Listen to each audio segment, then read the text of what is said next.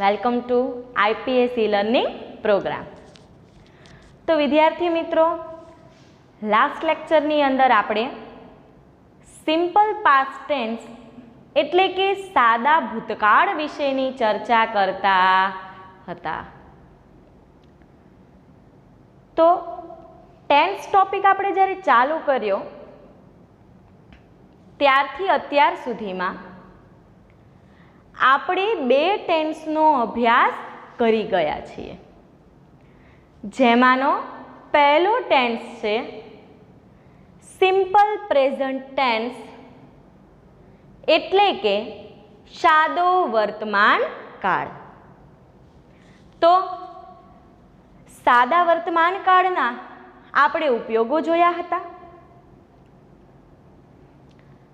તેના કીવર્ડ્સ, ચાવીરૂપ શબ્દો, ઓળખ બતાવતા શબ્દો પણ આપણે જોઈ ગયા.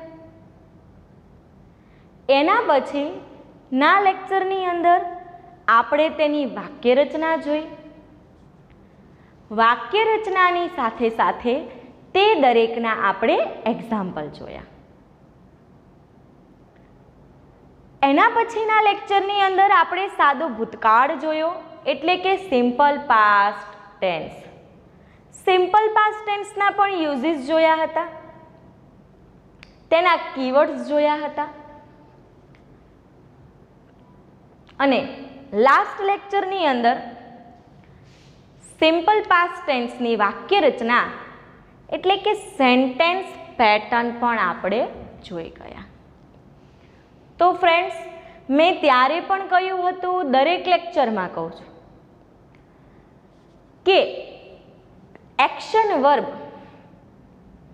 નું સ્વરૂપ ફરી જાય, એનું રૂપ બદલાઈ જાય એટલે કાળ બદલાઈ જાય. જે પણ કાંઈ ચેન્જીસ થાય છે તે ફક્ત ક્રિયાપદનો ચેન્જીસ છે, એનાથી વધારે બીજો કોઈ ચેન્જ આવતો નથી. અને ક્રિયાપદનું, એક્શન વર્બનું જે સ્વરૂપ છે, જે રૂપ છે, ક્યારે અને કેવી રીતે બદલાય છે, તો એ વાક્ય એટલે કે કોઈ ક્રિયા કે ઘટના બનવાના સમય ઉપર આધાર રાખે છે. વર્તમાન સમય હોય તો એ રીતે રૂપ મૂકવું પડે, ભૂતકાળનો સમય હોય તો એ રીતે મૂકવું પડશે, અને ભવિષ્યકાળનું હશે તો હવે એ રીતે મૂકશું. તો સિમ્પલ પ્રેઝન્ટ ટેન્સની અંદર આપણે એક્શન વર્બ, ક્રિયાપદનું મૂળ રૂપનો આપણે ઉપયોગ કર્યો હતો. એના પછી સિમ્પલ પાસ્ટ એટલે કે સાદા ભૂતકાળની અંદર આપણે એક્શન વર્બના ભૂતકાળના રૂપનો ઉપયોગ કર્યો હતો, એટલે કે જે V2 વર્બ 2 ભૂતકાળનું રૂપ હતું એ ક્રિયાપદનો ઉપયોગ કર્યો. સાદો વર્તમાન કાળ 5 પ્રકારની ક્રિયાઓ દર્શાવતું હતું, જે આપણે જોઈ ગયા છીએ, બરાબર છે. અને ભૂતકાળ, ભૂતકાળમાં બની ગયેલી કે વીતી ગયેલી ક્રિયા દર્શાવતું હતું. જો તમને એમ થાય કે મેડમ આ શીખી ગયા છીએ, પણ લાસ્ટ લેક્ચરમાં આપણે શું શીખી ગયા થોડુંક અત્યારે રિવિઝન કરી લેવું પડે. જો કદાચ કંઈક ભૂલાઈ ગયું હોય તો યાદ આવી જાય. તો હવે આપણે આ ટેન્સના ટોપિકમાં આગળ વધીશું અને જઈશું ત્રીજા ટેન્સ ઉપર, એટલે કે સિમ્પલ ફ્યુચર ટેન્સ, સાદો ભવિષ્યકાળ.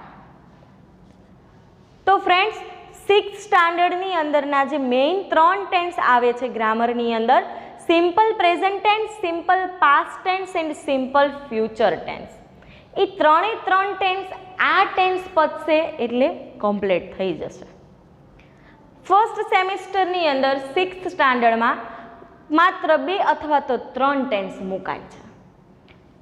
એક સિમ્પલ પ્રેઝન્ટ, સિમ્પલ પાસ્ટ, અને ત્રીજો મુકાય તો સિમ્પલ ફ્યુચર.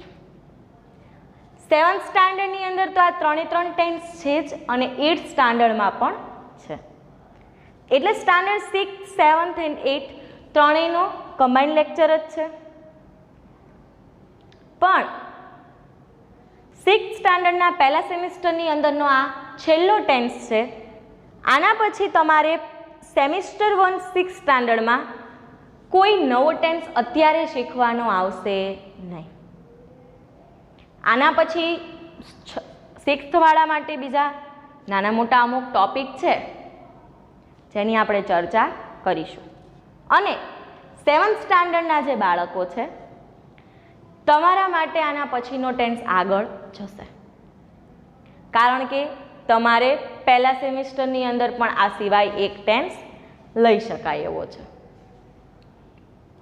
તો હવે આનો અભ્યાસ શરૂ કરીએ કે સિમ્પલ ફ્યુચર ટેન્સ, સાદો ભવિષ્યકાળ. પહેલી તો વાત એ કહી દઉં કે ભવિષ્ય વિશે હું કે તમે કોઈ જાણતા નથી. ભવિષ્યની અંદર આપણે જે પણ કાંઈ કરીએ છીએ એ આપણું એક આગોતરું આયોજન હોય છે. આવા ટાઈમે આવું થશે, આવું બનશે, જો બનશે જ એવું ના કહી શકીએ. શું કામ? કારણ કે સમયે ક્યારે શું થાય કાંઈ ખબર હોતી નથી.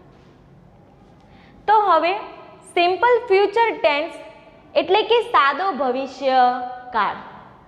તો ફર્સ્ટ ઓફ ઓલ આપણે લઈશું એનો યુઝ એટલે કે એનો ઉપયોગ ક્યાં થાય છે.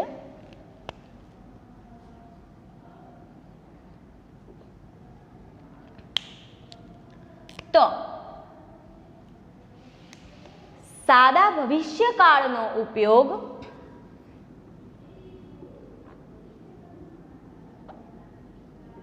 ભવિષ્યમાં થનારી કે બનનારી ક્રિયા દર્શાવવા. જો ભવિષ્યમાં થનારી કે બનનારી ક્રિયા દર્શાવવા માટે સાદા ભવિષ્યકાળનો ઉપયોગ થાય છે. ભવિષ્યની અંદર કોઈ ક્રિયા બનશે. ઉદાહરણ તરીકે હવે પછીના સોમવારે તમારું ઇંગ્લિશનું પેપર છે. હવે ઇંગ્લિશનું પેપર આવશે તો ઇંગ્લિશનું પેપર લેવાની ક્રિયા ક્યારે થવાની છે? હવે જે સોમવાર આવે તે, એટલે કે ભવિષ્યની વાત છે. આવતા મહિને હું અમેરિકા જઉં છું. આવતા મહિને હું અમેરિકા જઉં છું અથવા તો અમેરિકા જઈશ. ક્યારે જઈશ? આવતા મહિને. તો આવતો મહિનો એ શું સૂચવે છે? ભવિષ્યકાળ સૂચવે છે. વેકેશનનો ટાઈમ જેવું છે અત્યારે, એક બાજુ કોરોનાનો સમય છે અને એક બાજુ આમ જોઈએ તો સ્ટુડન્ટ માટે વેકેશન જેવું છે. પરંતુ છતાં પણ આપણે ક્યાંય જઈ શકતા નથી. બરાબર ને? તો મામાના ફોન ઘણી બધી વાર આવતા હોય, આવો ને આવો ને, બરાબર? તો અમુક બાળકો એટલા ઉત્સાહી હોય છે. નાના નાના બાળકોને મામાના ઘરે જવાનું હજી બહુ ગમે. જોકે ગમે એટલા મોટા થાવ તો એ મામાનું ઘર એ મામાનું ઘર. એટલે શું કે મામા કાલે જ આવું છું. ક્યારે આવું છું? કાલે જ આવું છું. બરાબર છે ને? તો કાલે જ આવું છું એવું કહીએ તો આવતીકાલે પણ આજ માટે તો શું થાય છે? ભવિષ્ય જ થશે. એટલે કે ટુમોરો. ટુમોરો એટલે થશે આવતીકાલે. કે હું ક્યારે આવું છું? તો કે હું આવતીકાલે આવીશ. તો જ્યારે આવી રીતની ભવિષ્યની ક્રિયા કે ઘટના દર્શાવવી હોય ત્યારે સિમ્પલ ફ્યુચર ટેન્સ એટલે કે સાદા ભવિષ્યકાળનો આપણે ઉપયોગ કરીએ છીએ. હવે કીવર્ડ્સ લઈશું આપણે આના.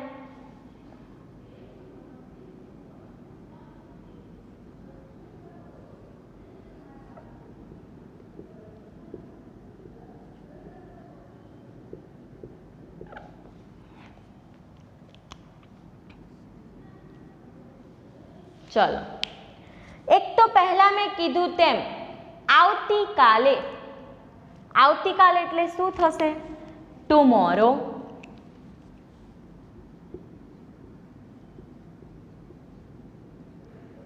લખવું હોય તો લખી લેવું, આવતીકાલે.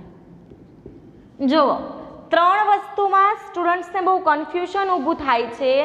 આ ટુમોરો આવ્યું એટલે હું તમને સમજાવી દઉં કે ત્રણ શબ્દો છે, ટુડે, યસ્ટરડે અને ટુમોરો. જુઓ, ટુડે એટલે થશે આજે, કે જે વર્તમાન સૂચવે છે, જે આપણે જોઈ ગયા છીએ. પણ આ ત્રણેયને સાથે લઈ લઉં એટલે તમને કોઈ કન્ફ્યુઝન હોય તો દૂર થઈ જાય. ટુડે એટલે થશે આજે, જે વર્તમાન સૂચવે છે. યસ્ટરડે એટલે થશે ગઈકાલે, જે ભૂતકાળ સૂચવે છે. અને ટુમોરો એટલે થશે આવતીકાલે, જે ભવિષ્ય સૂચવે છે. જો ટુડે એટલે આજે, જે વર્તમાન કાળ બતાવે છે. જ્યારે સાદા વર્તમાન કાળની ખાલી જગ્યા આવેલી હોય ત્યારે આવો ટુડે શબ્દ આપેલો હોય છે, બધામાં નહીં, અમુક અમુકમાં. બરાબર.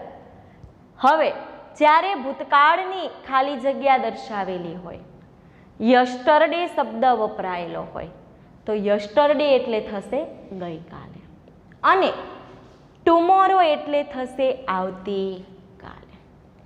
આ સિવાય નેક્સ્ટ ડે એટલે પણ શું થશે? હવે પછીના દિવસે. તો આ ત્રણ શબ્દો વચ્ચેનું કન્ફ્યુઝન છે દૂર કરી દેવાનું.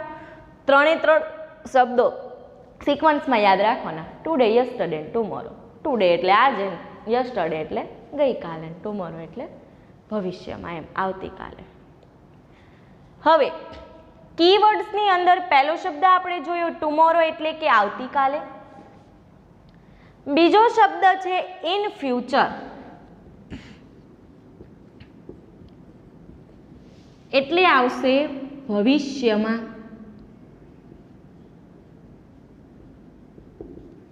જો જે 7th સ્ટાન્ડર્ડમાં અત્યારે છે એ વિદ્યાર્થીઓને ખબર હશે કે 6th સ્ટાન્ડર્ડના સેમિસ્ટર 2ની અંદર આપણો એક યુનિટ હતો, I will be in future. બરાબર ને? હેડિંગ ટાઇટલ જેવું હતું, ઇન ફ્યુચર. અને પછી એની અંદર 3 પાર્ટ આપેલા હતા. ખબર છે? યાદ આવે છે? કયા કયા 3 પાર્ટ હતા? આઈ વિલ બી એવું લખેલું હતું કે હું ભવિષ્યમાં બનીશ, હતું ને? તો એની અંદર જો એવું પૂછ્યું તમે ભવિષ્યમાં શું બનશો? In future. What will you become in future, કે તમે ભવિષ્યમાં શું બનશો, શું થશો. એક છોકરાએ જવાબ આપ્યો હતો ફાર્મર તરીકેનો, કે હું ફાર્મર બનીશ. બીજા છોકરાએ ટૂર ઓર્ગેનાઇઝર, ત્રીજાએ ટીચર. આવી રીતે 3 પાર્ટની અંદર 6th સ્ટાન્ડર્ડનો એક યુનિટ વહેંચાયેલો હતો. એની અંદર આપણે દરેકે દરેક આખો યુનિટ આપણે સાદા ભવિષ્યકાળ એટલે કે સિમ્પલ ફ્યુચર ટેન્સમાં જ જોયો હતો. તો એની અંદર શું આવતું હતું? ઇન ફ્યુચર આ શબ્દ આવતો હતો. બરાબર ને? તો ઇન ફ્યુચર એટલે શું થશે? ભવિષ્યમાં. હવે ટુમોરો, ઇન ફ્યુચર, પછી નેક્સ્ટ ડે. જુઓ, આ નેક્સ્ટ શબ્દ એવો છે કે જેની પાછળ ગમે તે આપણે લગાડી શકીએ. સમય દર્શકો નામ ના લગાડી શકીએ. શું? કે જે સમય સૂચવતો હોય એવો શબ્દ લખી શકીએ. જુઓ, નેક્સ્ટ ડે દિવસ સમય સૂચવે છે. નેક્સ્ટ ડે, નેક્સ્ટ સન્ડે એટલે કે આવતા રવિવારે. Next month, next week. જુઓ, આવી રીતે આપણે નેક્સ્ટ પછી આવા અલગ અલગ સમય દર્શાવતા નામ મૂકીશું. તો જેમ આપણે ચર્ચા કરી તેમ ત્રણે ત્રણ કાળની અંદર અલગ અલગ શબ્દ આવી રીતે આવે છે. વર્તમાન કાળમાં હતો એવરી શબ્દ, ભૂતકાળમાં હતો પાસ્ટ અને ભવિષ્યકાળમાં હતો નેક્સ્ટ. તો બોર્ડ ઉપર મેં અત્યારે જેટલું દર્શાવેલું છે આટલી તમારે આપણી ગ્રામર બુકની અંદર નોટ ડાઉન કરી લેવાનું છે અને આટલું લર્ન પણ કરી લેવાનું છે. આટલું તમે લર્ન કરી લેજો. એના પછી આપણે હવે નેક્સ્ટ લેક્ચરની અંદર આના સ્ટ્રક્ચર એટલે કે સેન્ટેન્સ પેટર્ન અને તેના એક્ઝામ્પલ સાથે મળીશું. ત્યાં સુધી આટલું લખીને તમારે લર્ન કરી નાખવાનું છે. કંઈ ના સમજાય તો આ વિડીયોને તમે ફરીથી જોઈ શકશો. Thank you.